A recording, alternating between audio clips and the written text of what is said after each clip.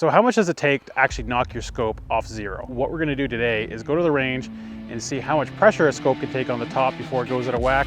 And then we're gonna go and see if doing a suitcase handle, jumping up and down with your scope, what actually takes it out of whack. We are MDT. We design, test, and create precision rifle chassis and accessories to help you shoot better. Okay, so we're at the 100-yard range. We're gonna do a quick check on our zero, see how this ammo is grouping. This is some 73 grain 223 ammo. It has been shooting well with this gun, and then we're gonna go see what happens when we put some pressure on the scope. Okay, so we already set our zero. We know where we're impacting at. So I'm putting about as much pressure on this as I'd usually do for, say, holding my bag up front here. So I'm kind of transferring that to the top of the scope.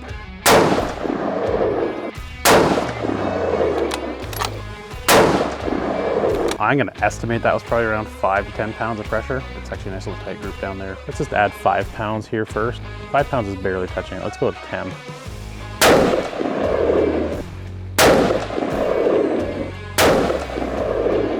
Definitely shifted it up, about the same as what I did when I went positional and put my hand on top of it.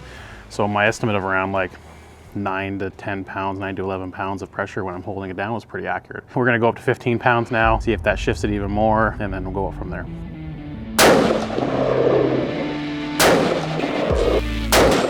It's about the same. Like I got one that went a little high, but it is factory ammo, so it's still 3 shots and half an inch there. About the same as when we had 10 pounds on it. So we're gonna crank her up to 20 and see what happens.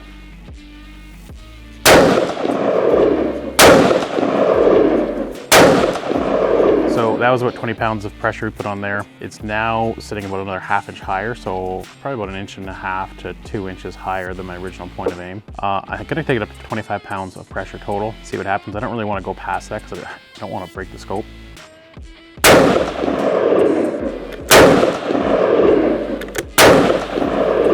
Yeah, same thing. So it's tracking definitely on the same plane, like it's going up ½ an inch at a time type of thing, 1/4 inch at a time, as we put 5 pounds of pressure on each time. So you put pressure on your scope, you're gonna see shifts likely. How much shift? Well, it all depends on how much pressure you put on it. So we're gonna shoot one last group here just to show that it did return to zero after we did all this, or see if it did. It should have, just to compare it to where point of impact shifted with that pressure on the scope.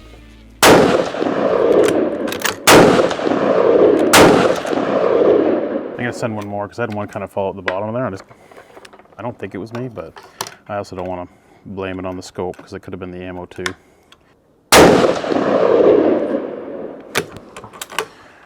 Yeah, I think it was just a goofy round. One came out the bottom, the other 3 are right touching the exact same point of aim, point of impact, so we're good. So we're gonna go and shoot a verification group to show you how accurate the gun is off the bat. Okay, so that group's sitting about a 10th high and a 10th right. It gives me a good aiming point so I don't lose it in the group, and we'll go and put this thing through some abuse and see what happens. Okay, so we're gonna use the same point of aim and hopefully have the same point of impact. So I think that went in the same hole. Yeah, that was just below it. Yeah, so I'd say that's definitely within the same group. From doing that, let's go see what it takes to maybe try and get it off. We're gonna go and kind of replicate what running with the gun would be and using the scope for the handle. Okay, so we just kind of gave it a good shake there, kind of like you'd be, I don't know, running up to a stage or something like that. We're gonna go and say use the same point of aim for the same point of impact, hopefully again, and see what happens. That actually stayed in there. I didn't expect that.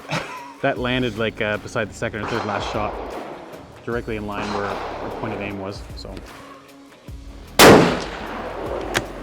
Staying in the group, that's good. Send one more here. So those last 3 shots were actually right on the same plane as my point of aim, where my point of impact was about a 10th high. So it did shift it by about a 10th, but we also made it look like we were running for 10 seconds with this thing, holding it by the scope.